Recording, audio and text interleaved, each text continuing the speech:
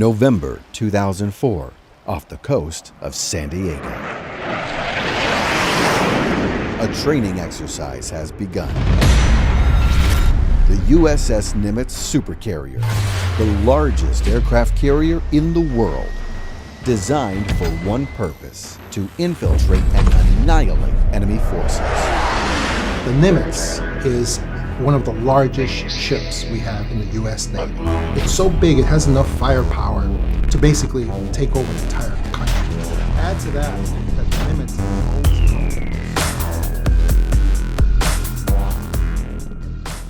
Welcome back to Third Phase of Moon. Blake Cousins here. We got a special guest today, John DeSouza, retired FBI agent involved in the counterterrorism unit, and he had the major stories that we want to go over today in regards to his experience.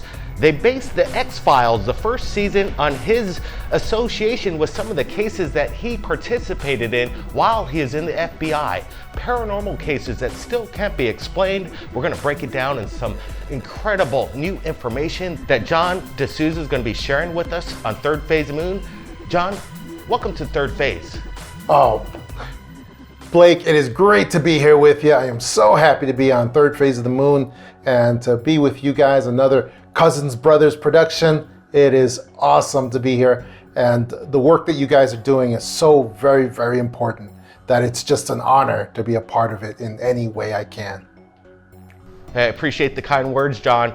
We've been talking for a while on the phone behind the scenes in regards to what's going on in today's world, but let's start it off in the beginning. That the X-Files, the first season, was based on your story, but you were telling me last night that they stopped doing any more on basically your story, John DeSouza, for the first season, and they discontinued this. Why would the major network change the direction when they started out with the first season of X-Files? Well, what occurred was way back in 1993, I had work that I was doing in the FBI, and I kept a notebook. It's called an OTB book, off the books, notes, off the books, things that weren't really put in FBI files, and yet I still had to work them. And so I kept notes of that, and I kept my OTB book. And at some point, some FBI agents that were retiring took my OTB book, and they went to Hollywood to be consultants for movies, something that's often done. Those notes were basically provided over to people doing these shows. And so Chris Carter put up the first season of the X-Files. And what happened then was we had bosses from the FBI that recognized some of my cases going up there. And they were very upset. They called Chris Carter, and Chris Carter talks about this today. They called Chris Carter, I was there as well, and they questioned him on where was he getting his material for these cases that he put up in the first season of the X-Files. And there was a lot of back and forth going on there. They made some threats. They let Chris Carter know that they might shut down his show. And then Chris Carter asked them for more specifics on the cases that they were talking about. And eventually they told Chris Carter, okay, just go on with your show. They questioned me on whether I provided anything directly to Chris Carter, and I was able to say, no, absolutely not. I did not provide anything directly to Chris Carter. So I was sort of off the hook, and Chris Carter was told he could go on with his show, but he just had to use some different material. And so that's what he did, and the X-Files continued. And but I, as a result of that, I was kind of excoriated because they knew how much interest I had in the X-Files. And after that, I was called the X-Files man, or X-Man for short. And that kind of stuck with me there at the FBI. It was not a happy thing at all. Yeah, it's unfortunate sometimes when they're onto something that works so perfectly, and then they kind of change the narrative and the whole idea of what the original idea was to begin with. Now, let's get to what's going on right now. We released our documentary, Countdown to Disclosure, the secret technology behind the Space Force, but what's going to be happening in the future is this other countdown to disclosure by the government. Do you think in the next 100 days, when they're supposed to be releasing or obtaining some kind of information, that we're going to get something relevant, something that we've never known before, maybe some slight disclosure? Yeah, we are going to have some kind of disclosure revealed to us, but unfortunately, it's not going to be to our advantage. It's because this group that's doing this disclosure, their version of disclosure, it's not going to be good, and it's not going to be to our advantage. We have two groups that are going right now. We have a group that is associated with the big media, and with parts of our government as well, and they are revealing alien technology to us that is designed to scare us, to make us upset, like the great movie that you guys just released, Countdown to Disclosure. Exactly like Dr. Greer said in that movie, we have a group that is trying to gin up fear of alien visitors and of UFOs, what they call UAPs, or sometimes UATs, like a T, like Tom, for threat, unknown alien threats and unknown alien phenomena. They're trying to take over ufology and trying to show us why we should be scared of this national security threat. And so that group is going to be revealing stuff that's not going to be to our advantage. So that's something that we need to be concerned about. However, there's another group that is trying to reveal alien technology that is going to be to our advantage. They're trying to reveal med beds and many other wondrous, amazing things. But they have to do it very carefully because we have this contention between these two groups that are doing this at this time. And that's what we're facing right now. And that's what you guys covered so well in your movie, in the Countdown to Disclosure. Appreciate that, John. You know, it's interesting because there is some kind of faction between others, and sometimes UFOs even get political, which is crazy to me. Shouldn't we all be kind of going towards one goal? Why politicize the UFO phenomenon in any way? And it seems to us, we have a hard time. We struggle to get the major media's attention with the information that we're receiving from the public.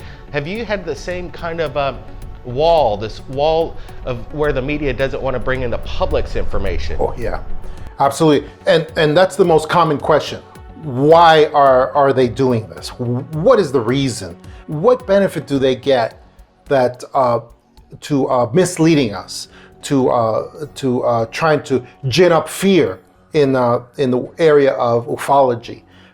What is the reason? Cui bono? Cui bono? Who benefits?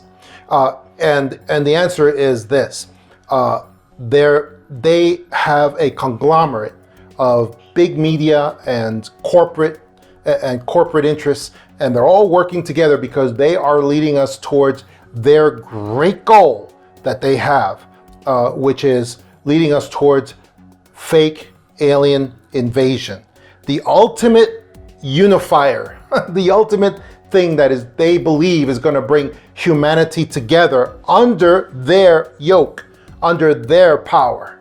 And that's what they're leading us towards. That's what they want. And the problem is that fake alien invasion isn't as nice as it sounds. It's going to be, only the aliens are going to be fake. But the technology that we're going to be attacked with is going to be real. All of our cities all across the world being attacked by this alien technology that's so far above us that we can barely even comprehend it. And that's what they're leading us towards. That's how they benefit, because they are working for their masters, their bosses, who want this fake alien invasion because everything else that they've tried has failed. And they need this in order to bring humanity underneath them, in complete obedience, and that's what they're looking for. That's the benefit that they're looking for. Yeah, exactly. John, let me ask you this, because Dr. Greer did mention that there is this false threat, obviously, and he knows for a fact that these aliens are no threat. They would have done something long ago. If this is the case, and there is this future false alien threat or an attack, would there be some kind of intervention by the aliens themselves, that they would intervene with this false narrative? Well, let me tell you, the fake alien invasion is going to be done with help from malevolent aliens to create fake alien invasion, where they will not be presenting themselves. So that's because of what I keep pointing out to people in my books and in the work that I do, which is that alien visitors are not physical in the way that we are. So they can appear physical for short periods of time, but they're not really. And we also have benevolent aliens on the other side, who are probably going to do exactly what you just said, Blake, who probably are going to intervene in this situation, along with the white hats, that are trying to help humanity right now.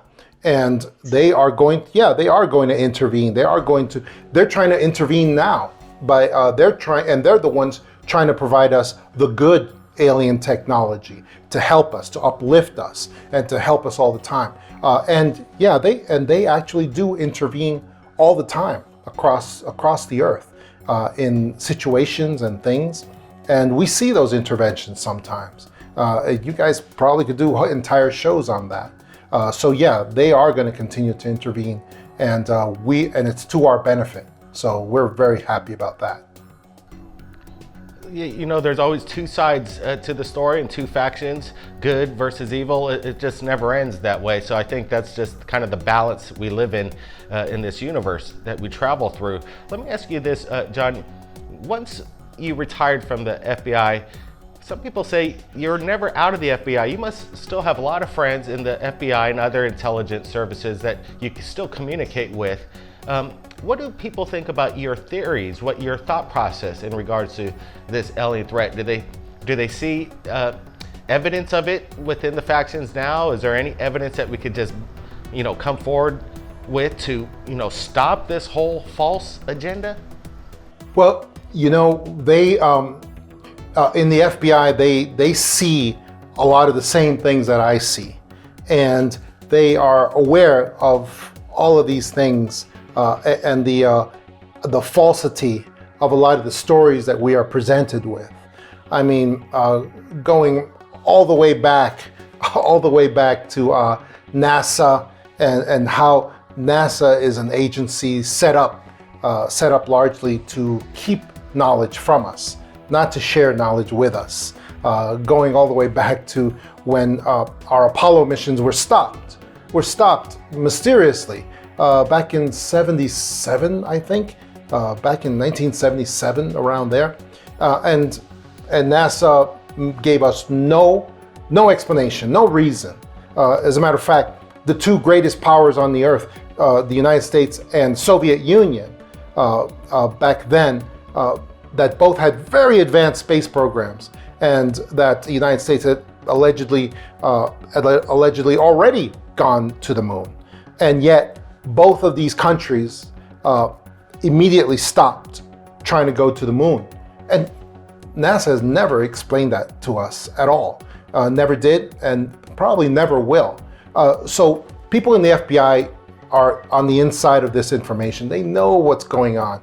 However, many of my friends in the FBI have the same situation as me, which is that we are not whistleblowers. We do not violate our secrecy oaths, but I can impart knowledge and information to people in a general sense, and that's because all of this information in the internet age, all of this information is public. It's pretty much public. It's out there, and it's just a matter of knowing where to look, like you guys. and being real investigators, finding it, and then showing it to people. You don't need to show secret information. There's no need, because the stuff is everywhere. It's out there. You just need to find it and show it, and have enough faith in yourself to know that you can know what the real truth is in these situations. You know, I want to let everybody know at Third Phase Moon, John DeSouza has been again talking with Third Phase of Moon, and he says that he's going to be coming on once a month on Third Phase Moon to give us updates and insights. So what we're doing right now is incredible, and the information you're giving us is insightful, and it's our pleasure to have John on Third Phase Moon. But now let's get to this next question, because you yourself have come out with the documentary, and it's heavy duty stuff and what you go into. Can you briefly tell us the name of the documentary and a little bit of the background that you participated in?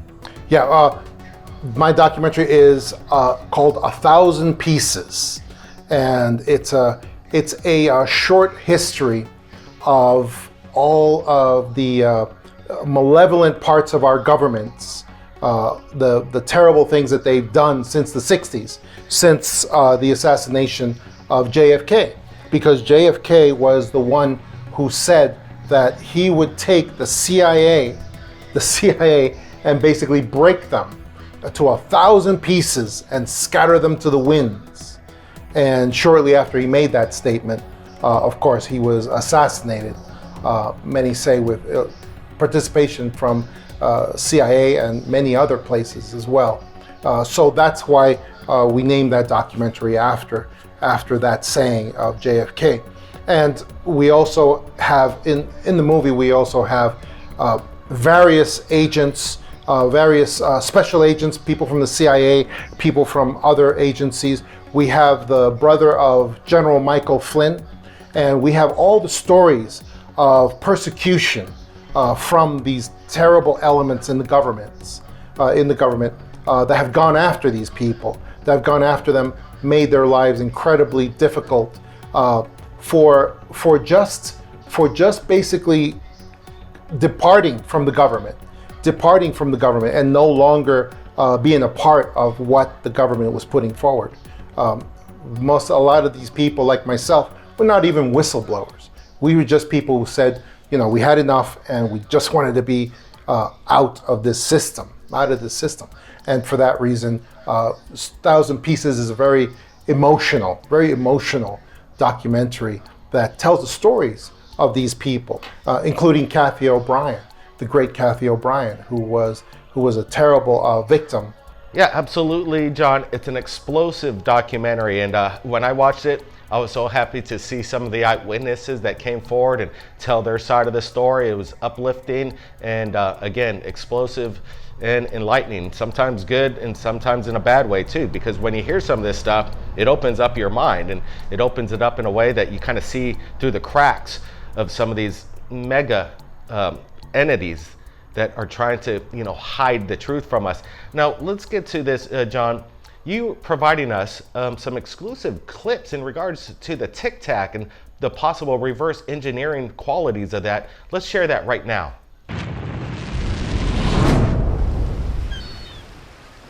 November 2004, off the coast of San Diego. A training exercise has begun. The USS Nimitz supercarrier, the largest aircraft carrier in the world, designed for one purpose: to infiltrate and annihilate enemy forces. The Nimitz is one of the largest ships we have in the US Navy. It's so big, it has enough firepower to basically take over the entire country. Add to that the Nimitz is always accompanied by smaller ships of all shapes and sizes. You're talking about a flotilla. Housing over 6,000 soldiers, the Nimitz can launch one of its 90 deadly warbirds every 20 seconds. This is the US Navy at its most extreme. No one and no thing would dare cross its path. Until November 14th. A blip appears on the radar. An unknown object crosses the screen, pushing speeds at over 3,000 miles per hour. Radar operators assume it's a technical malfunction. But then, another object appears, and another, and another. The Nimitz goes into high alert. Not only are these foreign objects appearing near a Navy aircraft carrier, but they're also invading United States airspace. 2 F-18 fighters are deployed, led by Top Gun Navy pilot Commander David Fravor. With over 16 years flight experience and over 3,500 flight hours, Fravor had more qualifications than any other pilot in the United States at the time. All right, John, can you give us a background on what we just watched and how you came up with this, the information behind this presentation we just looked at? Yeah, you know, this is basically a recreation of what really occurred in 2004 when the government basically needed a place to experiment with these top secret weapons. I mean, that's what they were. They're incredibly advanced top secret weapons. So let me ask you this, John. So when they say these objects are unknown in origin, they don't know what they are, basically, in fact, they know exactly what they are. Is that the case? Yes. And let me tell you one of the big clues, since we're all investigators here, let me tell you one of the big clues on that is that with this operation that was going forward using the Tic Tacs, for a long time people were saying we need comments from the Pentagon, from a general at the Pentagon on this ATIP program, on the program that was following these drones, and we need to hear something. Well, finally there was a Pentagon, a Navy official who came forward, and you can show the statements. They went all over the world because, of course, the media was down with this statement that was made by this Navy spokesman. But right there in the information from the Navy spokesman, you can see that his title is, he's the spokesman for Vice Admiral at the Navy. But then if you keep looking at where he's from Department of Information Warfare. Information warfare, also called information dominance. All right, these are the people who are in charge of deception, obfuscation, and misleading with information. Within days, internet commenters suggested the video might be the work of clever CGI artists or an elaborate hoax. But the nature of the footage and its release suggests otherwise. Let's say, could it be a fake? Let's say yes. Okay, it's a fake. If it is something like CGI, then you have to consider that means that every single pilot involved is in on the fake. The people on the Nimitz are also in on the fake. People at the Pentagon who authorized this to be released are in on the fake. Either way, this is a monumental story because you're talking about either this is aliens visiting us with tech that we can't imagine, or this is a fake from the government that somehow has some extraordinary agenda going forward to make us believe in alien life. To this day, the Pentagon has no explanation for the event, and the military's executive report assesses that the anomalous aerial vehicle was no known aircraft or air vehicle currently in the inventory of the United States or any foreign nation. That's where the guy was from. And you can easily find his statement, and basically his statement just said, yes, this vehicle, this is an anomalous, unknown vehicle, and the Navy doesn't know anything about what they really are. That's all he said. But if you look at his title, you look at where he's actually from, basically he's in charge of lying to you. He's in charge of covering up top secret weapons experiments. That's the department he comes from, information warfare. And he goes in, and that's why the Navy knew exactly what these things were. The Nimitz commander also knew exactly what these things were. And that's why, despite the way that I made that recreation, there was no general quarters sounded on the Nimitz. there was no general quarters. It was just, they just went into a low alert situation, and then they sent out the jets to go check these things out. But they were, the whole thing was an experimentation, and now we know that these are most likely these are the A-24 military drones that are still under top secret use in the United States Navy. You know, I hate to say it, I'm gonna drop it. This sounds like some fuckery's going on, and they're not telling us what's the real deal. There's a lot of this cloak and dagger and a lot of misleading information that's coming out, no doubt about it. You know, John, it's my pleasure having you on Third Phase of Moon. We're gonna catch up with you in about a month, and we're gonna be working on a documentary with John coming up in the future. John, any last words you wanna give our viewers at Third Phase of Moon?